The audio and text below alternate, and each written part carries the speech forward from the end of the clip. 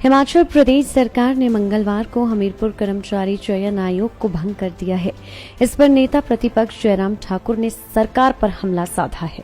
उन्होंने कहा कि हिमाचल प्रदेश के 4000 युवाओं की भर्ती प्रक्रिया इसमें लंबित पड़ी है। इससे इन युवाओं का भविष्य अधर में लटका नजर आ रहा है। सरकार को स्पष्ट करना चाहिए कि भर्ती प्रक्रिया कैसे पूरी होगी। पूर्व मुख्यमंत्री जयराम ठाकुर ने कहा कि मुख्यमंत्री सुखविंदर सिंह सुक्खू ने भर्ती प्रक्रिया को हिमाचल प्रदेश लोक सेवा आयोग से पूरी करने की बात कही है, लेकिन इससे युवाओं को खासी परेशानियों का सामना करना पड़ेगा। कर्मचारी चयन आयोग को भंग कर देना मामले का सही समाधान नहीं है। अब युवाओं को भर्ती प्रक्रिया के लिए शिमला के चक्कर काटने पड़ेंगे। इससे पहले कर्मचारी चयन आयोग हमीरपुर में युवाओं की ही सहूलियत के लिए खोला गया था। मुख्यमंत्री सुखविंदर सिंह सुक्खू कर्मचारी चयन आयोग में ऊपर से नीचे तक सभी अधिकारियों और कर्मचारियों के मिले होने की बात करते हैं। ये स्पष्ट करना चाहिए कि आखिर कौन पेपर लीक में शामिल है। सरकार को आरोपियों के खिलाफ कड़ी कार्रवाई करनी चाहिए। नेता प्रतिपक्ष जयराम ठाकुर ने आगे क्या कुछ कहा, आप भी सुनिए। कि हमीरपुर स्टाफ सिलेक्शन कमीशन में जो पेपर लीक का मामला है, उसमें जो दोषी लोग हैं उनके खिलाफ कार्रवाई होनी चाहिए और सख्त कार्रवाई होनी चाहिए। और मेरा ये मानना है कि सरकार जो इन्वेस्टिगेशन की प्रोसेस वहां पर शुरू की है, उसमें जो तथ्य आए हैं, जो भी है उसमें शामिल, उनके खिलाफ कानून के मुताबिक जो भी सख्त कार्रवाई बनती है वो कार्रवाई होनी चाहिए और बिना विलंब के होनी चाहिए। लेकिन इस बात को भी हमने बड़ा स्पष्ट कहा है पहले से कि लगभग 4000 नौजवानों की भर्ती की प्रक्रिया की प्रोसेस वहां पर जो है वो लंबित हुई पड़ी है। और हम पहले दिन से इस बात को कह रहे हैं कि उनकी उस भर्ती की प्रक्रिया को पूर्ण कैसे किया जाए ताकि नौजवानों को समय पर नौकरी मिल सके। जो बेरोजगार हैं, जिन्होंने परिश्रम किया है, मेहनत किया है,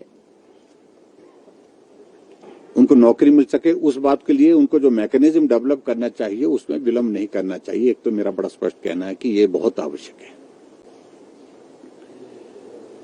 दूसरी बात जो आप पूछ रहे हैं, जो पिछले कल उनने पहले तो कमीशन को सस्पेंड किया था और सस्पेंशन के बाद अब उसको समाप्त कर दिया, उसका एग्जिस्टेंस समाप्त कर दिया गया।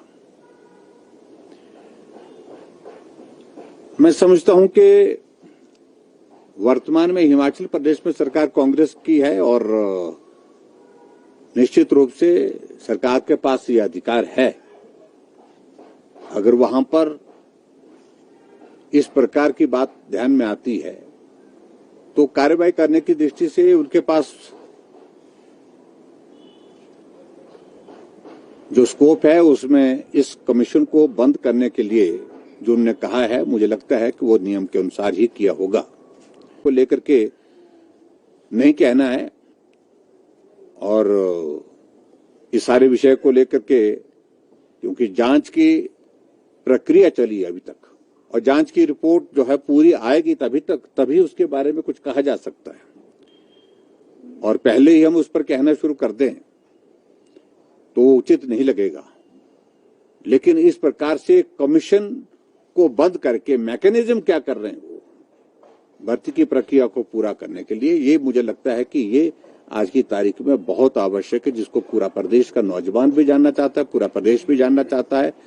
क्या वो प्रक्रिया पारदर्शी तरीके से करने की स्थिति में हो पाएगी, ये भी एक प्रश्न है। तो ऐसे में मुझे सिर्फ इतना ही कहना है कि इस सारी प्रक्रिया को पूरा करने के लिए नौजवानों को जल्दी से जल्दी नौकरी मिले और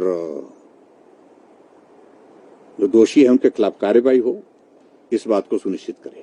सर, ऊपर से नीचे तक के ऐसी बेक स्टेटमेंट कहना उचित नहीं है। मेरा मानना यह है कि जो इन्वॉल्व है, अगर कितने लोग इन्वॉल्व है, उनके सबके खिलाफ कार्रवाई करनी चाहिए, उनके सार्वजनिक नाम भी सार्वजनिक करने चाहिए। लेकिन इसमें एक चीज को लेकर के बड़ा स्पष्ट है कि भर्ती की जो प्रक्रिया है उसमें कमीशन की भूमिका क्या है। ये जो सिक्रेसी से जुड़ा हुआ विषय, ये तो सेक्रेटरी से जुड़ा हुआ विषय सीधा है। और जो कमीशन के जो मेंबर्स हैं, चेयरमैन हैं, मुझे लगता है कि एक तो उनकी मंशा ये भी रही कि ये भारतीय जनता पार्टी की सरकार के दौरान के लगे हैं, तो और ऐसे में ये सब हटा देना चाहिए, ये मंशा रही है उनकी, इसमें दो राय नहीं है। लेकिन प्रश्न ये पैदा होता है कि क्या चेयरमैन और मेंबर्स का इसमें कोई इन्वेस्टिगेशन में कोई इन्वॉल्वमेंट मतलब इन्वॉल्वमेंट आया है क्या? हाँ, अगर इन्वॉल्वमेंट आया तो कार्रवाई होनी चाहिए, निश्चित रूप से होनी चाहिए। लाइव टाइम्स टीवी के लिए शिमला से सोनी की रिपोर्ट।